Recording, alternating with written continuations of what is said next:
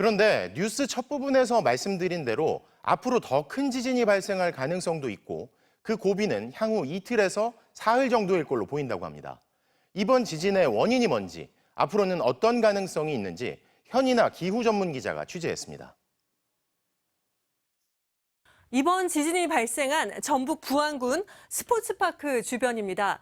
야트막한 구릉지와 농경지, 야구장이 있는 이곳 땅속에 단층이 숨어 있었습니다. 이것은 한국지질자원연구원이 작성한 단층 지도입니다. 이번 지진을 일으킨 것으로 추정되는 함열 단층인데요. 부안에서 익산, 부여 방향으로 수십 킬로미터나 길게 이어지고 있습니다. 한국지질자원연구원은 현장으로 연구원들을 급파해 현장 조사를 시작했습니다.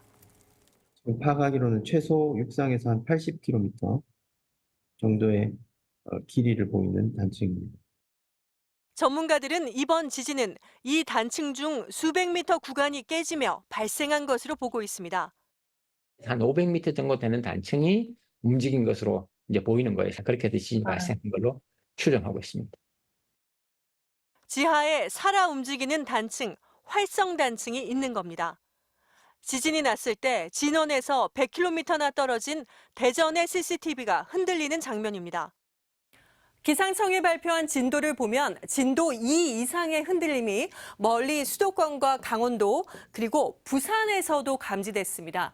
지진이 멀리서도 느껴진 원인은 지하 8km의 얕은 곳에서 발생했기 때문으로 추정됩니다.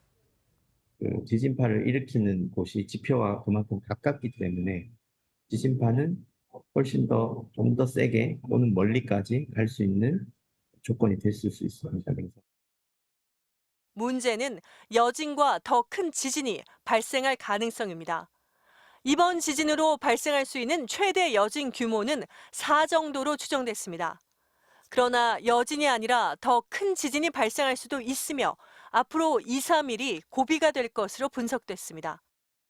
2, 3일 정도면 아마 안정화되면은 큰 문제가 없을 거고 그렇지 않고 이제 미소진이 또 증가하면서 다른 큰 지진이 연결돼서 올 수도 있죠.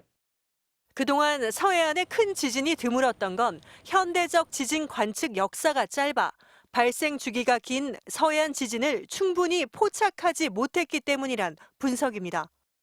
지진은 나름대로의 반복적인 특성을 가지고 있어 왔는데 우리가 관측해온 시간이 결코 길지가 않거든요. 그러나 쌓인 에너지를 일시에 분출할 때는 파괴적인 지진을 일으켰습니다. 역사를 보면 전라도에서도 규모 6이 넘는 큰 지진이 난 것으로 확인됩니다.